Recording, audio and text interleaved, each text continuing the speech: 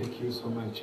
You have raised very, very interesting questions because the young companies or small and medium enterprises or even micro enterprises, that's exactly what constitutes the economy of Rwanda.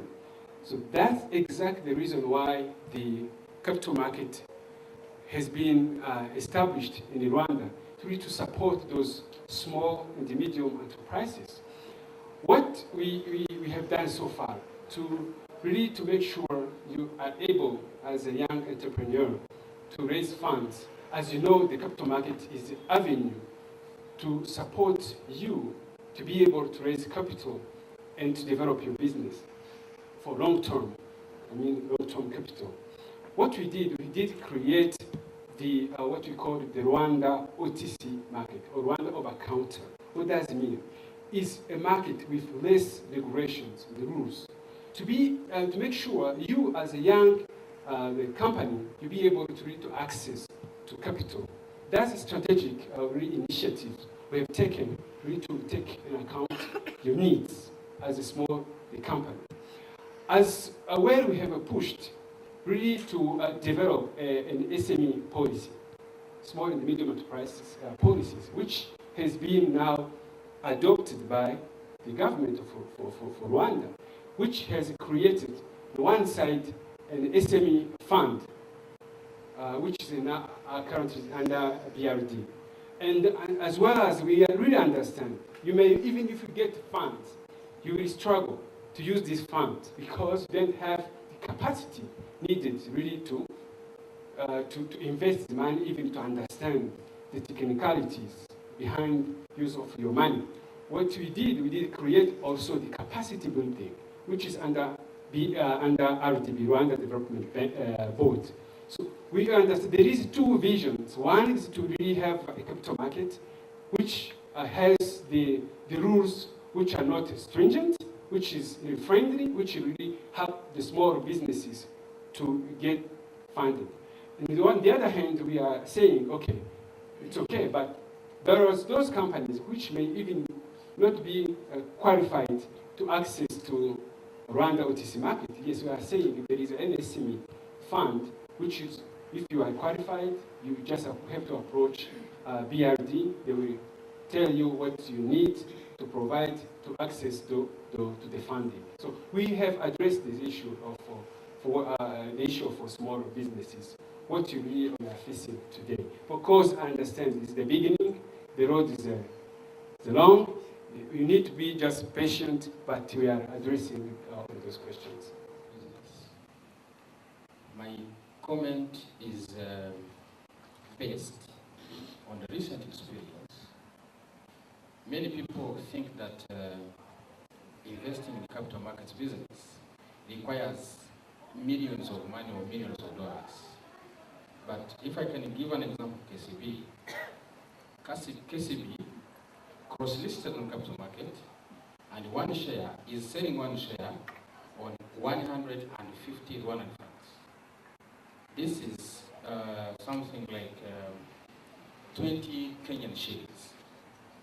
This is the money that a teacher, ordinary people will lend it back and say, no, these cultural shares are very expensive. But practically speaking, everybody, capital market business, especially investing in shares, it is a business for everybody. Actually, if even you, at I think the most developed stock exchange in this region, Nairobi Stock Exchange, you will, if you see in different sectors, agriculture, commercial, investments, and whatever, the shares, one share, the value for one share is not in millions, it is not in thousands.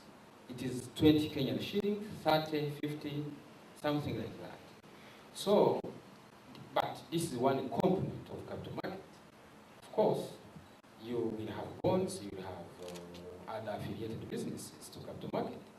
So, I would like to add on the question raised by this gentleman, a young person can invest in the capital market. We should understand that there is other schemes like collective investment schemes. in collective investment schemes are a part of capital market, if I'm not mistaken. People go together, they raise money for future investments.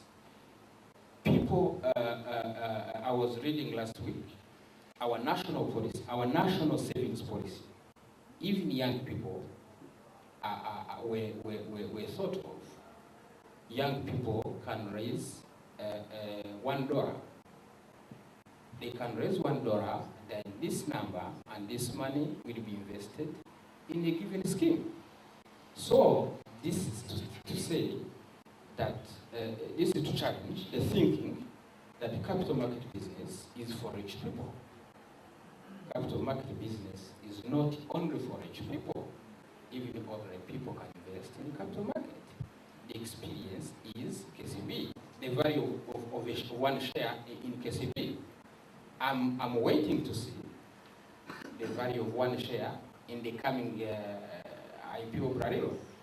Today, it is not yet fixed, but I'm not sure one share will be affordable for, I hope that one share will be affordable for ordinary investors like me, like him, like a teacher, like a shopina, like a person working for a cleaning company in EcoBank where I work from.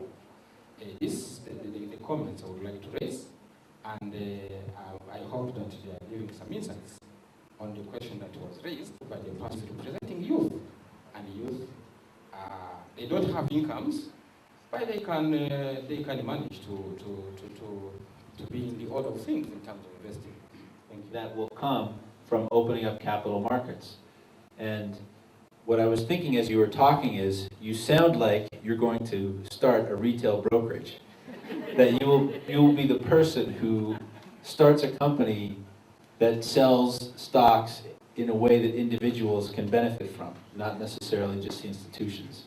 So there will be lots of business opportunities. Low volume of trading and a limited number of companies that register in a capital market. Hence, the problem of liquidity arises. Again, small investors in a small economy where there is no equity culture, the market cannot absorb the shocks of capital market or free economies. Equities are volatile. Equities fluctuate from time to time according to the performance and global economies.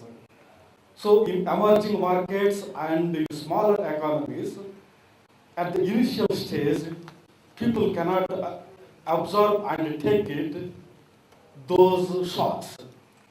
My viewpoint is, simultaneously, at the initial stage, if we develop the bond market, which is an assured one, and even with a limited capital, people can invest, and the corporates give more returns or interest than the commercial banks with a comparable risk. So, with the adoption of the bond market, slowly we can develop the equity market as well. Because in the bond market or the debentures market, the risks are less and the returns are assured, and the liquidity is also not a much problem. Whereas in the equity market, in a limited markets like Rwanda capital market, if I invest, say for example, 10,000 shares, I cannot sell it instantly whenever I need it. I have to wait, whatever the price may be. So, it's my observation, if we include the bond market as one of the ingredients in our capital market system, we can develop the capital market as well as the culture of savings and what we call the investment culture. Thank you very much.